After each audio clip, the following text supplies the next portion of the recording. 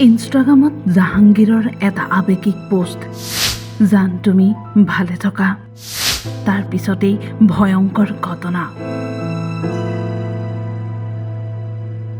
২৬ জুনৰ সন্ধিয়া নিজৰ এজন বন্ধুৰ সৈতে ওলাই গৈছিল পিকানাপাৰা গাঁৱৰ জাহাংগীৰ আলম।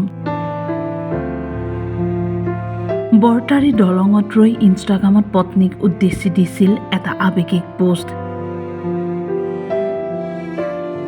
জাহাংগীৰে নিজৰ বাইকৰ চাবি আৰু মোবাইল দিছিল বন্ধুৰ হাতত।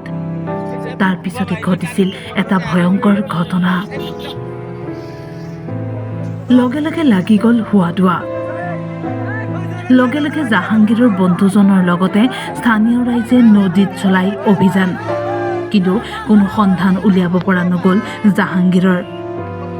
লগে লগে খবৰ দিয়া হ'ল আৰক্ষী আৰু SDRF বাহিনীক।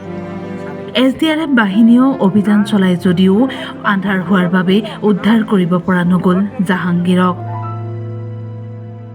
জানিব পৰা মতে পাৰিবাৰিক সংঘাতৰ বাবে সংঘটিত হ'ল এই ভয়ংকৰ ঘটনাটো।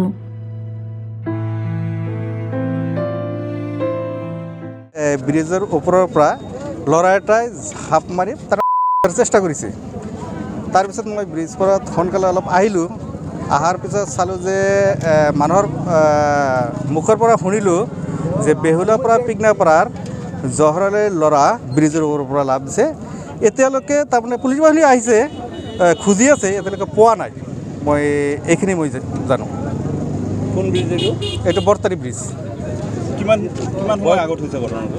বয়স আনুমানিক 18 কিজানি বিয়া বুলি কৰিছে। আজি প্ৰায় 15 দিন হ'ল, 21-22 বছৰ হ'ব। তেওঁ অকলে আহিছিল নে লগৰে লগত? শুনামতে আৰু 2-1জন বোলে পাৰ্টনাৰ লগত লৈ আহিছিল। তেওঁলোকে কি ৰীল বনাই আছিল নে চেল্ফি লৈ আছিল? মই সেইবিলাক নাজানো। কিমান সময় আগতে হৈছে ঘটনাটো? ঘটনা 4:30-17 বজাত। পুত্ৰক হেৰুৱাই এতিয়া কান্দোনত ভাগি পৰিছে পিতৃ।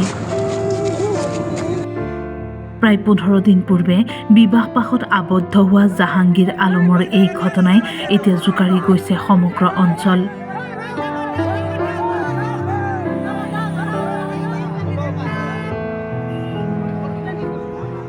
কলগাছিয়াৰ পৰা জাভেদ আলী আৰু অভয়াপুৰীৰ পৰা হিতেশ্বৰ মেধিৰ ৰিপৰ্ট, টাইম 8।